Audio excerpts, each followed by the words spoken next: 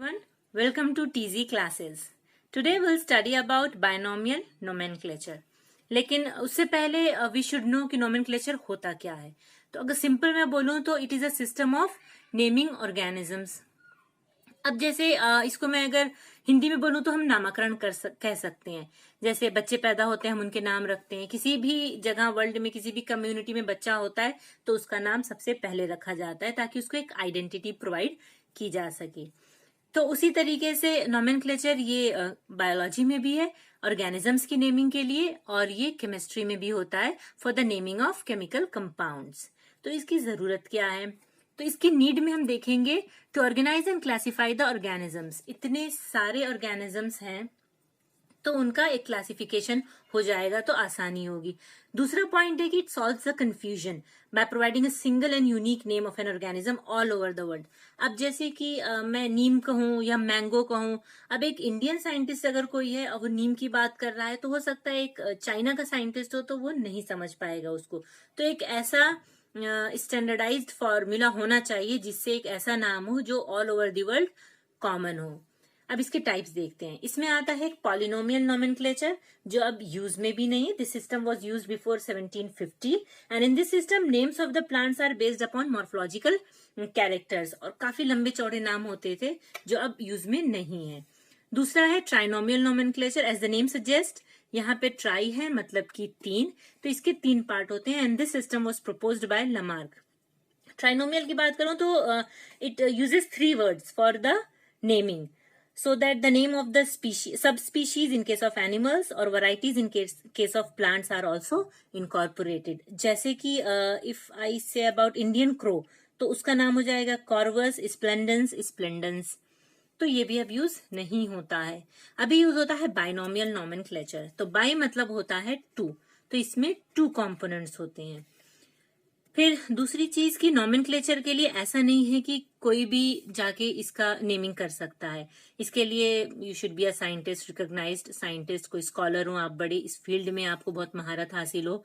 और दूसरी चीज आपको इसकी एक स्टैंप होना चाहिए वेरिफिकेशन का जो आप ICBN, ICZN या ICNB से लेते हैं. इन सब के जो फुल फॉर्म है यहाँ पे लिखे हुए हैं. ये अक्सर नीट में पूछ लेते हैं. ICBN तो it stands for international code of botanical nomenclature for the naming of plant species, और ICZN international code of zoological nomenclature for the naming of animal species. And then we have ICNB international code for nomenclature of bacteria. Likewise viruses के लिए भी है. अब इसके rules कैसे होते हैं? अगर मैं रूल्स की बात करूं तो रूल्स ऑफ बाइनोमियल नोमेनक्लेचर में देखा जाए तो ये जो होते हैं NCERT में आप देखिएगा अपनी एक लाइन है, biological names are written in Latin and they are written in italics, so they are latinized और derived from Latin irrespective of their origin. Latin में इतनी क्या खासियत है? There are 2 reasons for this.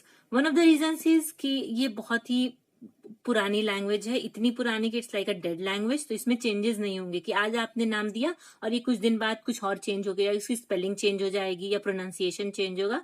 तो ये होता नहीं है इसमें. इसलिए एकदम श्योर रहता है इंसान कि एक बार जो नाम दे दिया वो हमेशा के लिए वही रहेगा. And the second reason is कि earlier it was the language for the scholars. ये इसमें ज्यादातर अपने काम करते थे पढ़ाई लिखाई के, स्पेशली यूरोप में. और दूसरा इसका पॉइंट है कि जब हम लिखते हैं बायोलॉजिकल नेम्स, साइंटिफिक नेम्स, जैसे कि यहाँ पे मैंजीफेरा इंडिका लिखा है, तो इसमें जो फर्स्ट नेम होता है it signifies the genus of that. जैसे ये मैंगो का है तो ये जेनस हो गया मैंगो का, Mangifera. And the second word is it signifies species name. तो ये पूरा नाम मिला के जेनस प्लस स्पीशीज. तो अक्सर इसे नीट में पूछते हैं कि फर्स्ट नेम क्या होता है, तो it is the genus and the second is the species. इसको याद करने के लिए कर सकते हैं जो सेकंड नेम है ये स्पीशीज का होता है, बोथ स्टार्टिंग फ्रॉम S.